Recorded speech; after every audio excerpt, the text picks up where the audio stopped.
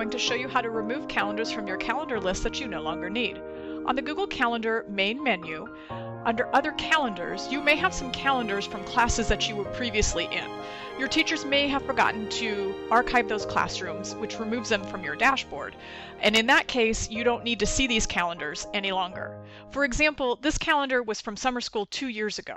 I don't need to see that calendar in my other calendar. I'm going to hover over that calendar. I'm going to click the 3 dots, and I'm going to say Hide from the List. That way, that removes that calendar, and I no longer have to see it in my calendar main menu.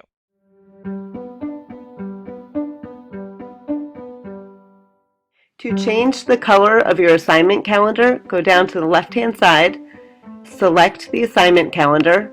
For students, this will appear under Other Calendars for you.